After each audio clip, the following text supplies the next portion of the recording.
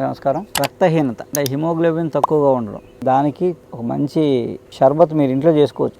దానిమ్మ పళ్ళ రసం, దానిమ్మ పళ్ళు ఉంటాయి లోపల గింజల రసం 1 లీటర్ రసానికి యాలకుల పొడి 20 గ్రాములు, బెల్లం కేజీ తీసుకొని ఒక గిన్నెలో గిన్నె పొయ్యి పెట్టి లీటర్ రసం ఆ గిన్నెలో వేసి బెల్లం వేయండి. బెల్లం వేసి చిన్న మంట మీద బాగా మరగబెట్టండి. అది మరిగి సగానికి మరిగి చిక్కగా తయారవుతుంది. అది చిక్కగా తేనెలా తయారవుతుంది అనమాట. అప్పుడు దాన్ని దింపేసి కింద దింపుకొని యాలకుల పొడి చల్లి బాగా కలపండి. కలిపి చల్లారిన తర్వాత వడపోసుకొని గాజు సీసాలు వేసుకొని ఫ్రిడ్జ్లో పెట్టుకోండి. రోజు పిల్లలైతే ఓ చెంచా, అంటే పిల్లలంటే 15 సంవత్సరాల లోపు వాళ్ళకి రక్తహీనత ఉంటే చెంచా షర్బత్ ఒక చిన్న టీ కప్పు నీళ్ళల్లో కలిపి ఇవ్వండి. చాలా రుచిగా ఉంటుంది.